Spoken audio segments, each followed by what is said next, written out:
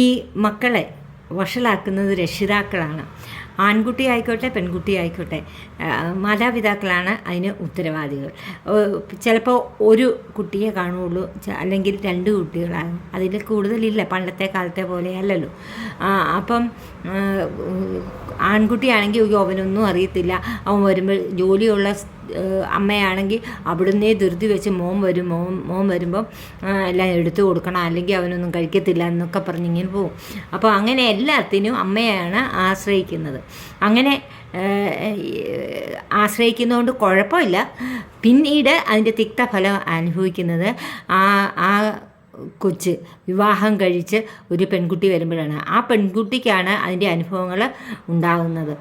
അതേപോലെ പെൺകുട്ടിയാണെങ്കിൽ അവളെ ഒന്നും ചെയ്യിപ്പിക്കാൻ പഠിക്കത്തില്ല, അവളെ ഫ്രീ ആയിട്ട് വിടും. ഇവിടെയല്ലേ ഫ്രീ ആയിട്ട് നടക്കാൻ പറ്റത്തുള്ളൂ എന്ന് പറഞ്ഞ് അവളെ ഒന്നും ചെയ്യിപ്പിക്കാതെ തന്നെ വളർത്തിക്കൊണ്ടുവരും. അതിനുശേഷം പഠിക്കാൻ വിടും. പഠിച്ച് ഒരു നല്ല പൊസിഷനിലെത്തുന്നതിന് മുമ്പ് തന്നെ വിവാഹബന്ധത്തിലേർപ്പെടും. വിവാഹം കഴിച്ച് അടുത്ത കുടുംബത്തിലേക്ക് അവരെ അയക്കുകയാണ്. ആ സാഹചര്യങ്ങളൊന്നും അവൾക്കറിയത്തില്ല. കല്യാണം കഴിച്ച് ചെല്ലുന്ന സമയത്താണ് അതിൻ്റെ സാഹചര്യങ്ങളും കാര്യങ്ങളും മനസ്സിലാക്കുന്നത്. അതിന് പോകുന്നവരാണെങ്കിൽ അതേ പറ്റി വലുതായിട്ട് അവരുടെ ഉത്തരവാദിത്തം തീർക്കാൻ വേണ്ടി അങ്ങനെയൊരു ഇതിലാണ് അന്വേഷണവും കാര്യങ്ങളും ഒക്കെ നടത്തുന്നത്. എന്തുകൊണ്ടോ കല്യാണം കഴിച്ച് പുതിയൊരു ജീവിതത്തിൽ ചെല്ലുമ്പോൾ അവർ അനുഭവിച്ചിരുന്ന സാഹചര്യത്തിൽ നിന്ന് ഒത്തിരി വ്യത്യാസത്തിലായിരിക്കും ചെന്ന് കയറുന്നത്. അപ്പോൾ അതുമായിട്ട് പൊരുത്തപ്പെടാൻ അവൾക്ക് സാധിക്കുകയില്ല. അപ്പോൾ അവൾക്ക് ബുദ്ധിമുട്ടുകളുണ്ട്.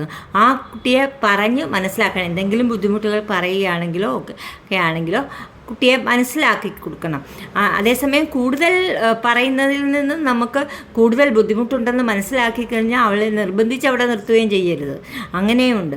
അപ്പം അന്നേരം ഈ കാര്യങ്ങളെല്ലാം ചെയ്യുന്നത് മാതാപിതാക്കളാണ്. അപ്പോൾ കുട്ടികൾ വഷളാകുന്നതിൻ്റെ ഉദ്ദേശം ആർക്കാണ് അതിന് ഉത്തരവാദിത്വം വരുന്നത്? മാതാപിതാക്കൾക്ക്. അവരെ ഒന്നും ഒരു ഉറപ്പില്ലാതെയാണ് ഒരു പുതിയ കുടുംബത്തിലേക്ക് കൊണ്ടുവന്നത്.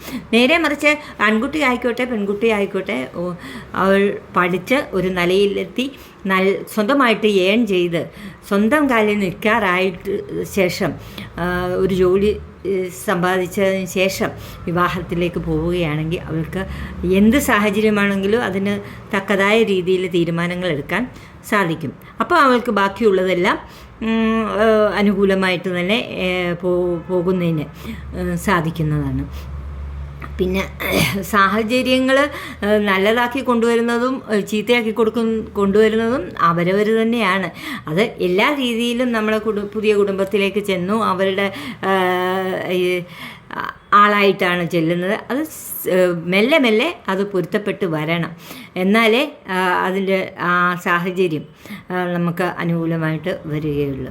പിന്നെ പുതിയ വീട്ടിൽ ചെന്ന് കഴിയുന്നുള്ള മാതാപിതാക്കളെ കണ്ടിട്ടില്ലാത്ത രീതിയിലായെങ്കിൽ ഒരു നിർവാഹവും ഇല്ല, അതനുഭവിക്കുക തന്നെ ഉള്ളൂ.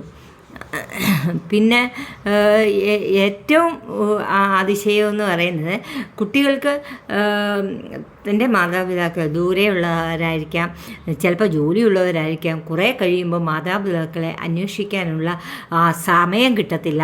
അങ്ങനെ അവരുടേതായ തിരക്കിലേക്ക് പോവുകയാണ് ചെയ്യുന്നത്.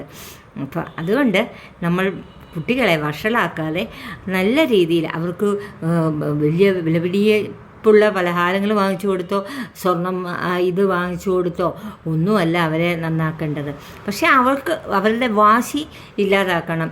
എന്തെങ്കിലും കാര്യം പറയുന്നത് അന്നേരം ചെയ്തു കൊടുത്തു കഴിഞ്ഞാൽ അവർക്ക് വാശി കൂടും. ഒരു കാര്യം അവർക്ക് കിട്ടിയില്ലെങ്കിൽ അവർ ഉടനെ തന്നെ ആത്മഹത്യ ചെയ്യാൻ പോവും. അതേപോലെ മറ്റുള്ള പ്രതിഷേധത്തിലേക്ക് പോവുകയാണ് ചെയ്യുന്നത്. ഇത് അവോയ്ഡ് ചെയ്യണം. നമ്മളെല്ലാം നമ്മളുടെ കുട്ടികളാണ്, കുട്ടികൾ നന്നായി വരണമെന്നുള്ളത് നമുക്ക് ഉണ്ട്. എന്നാലും വഷളാക്കുന്ന രീതിയിലോട്ട് പോകരുത്. Thank you.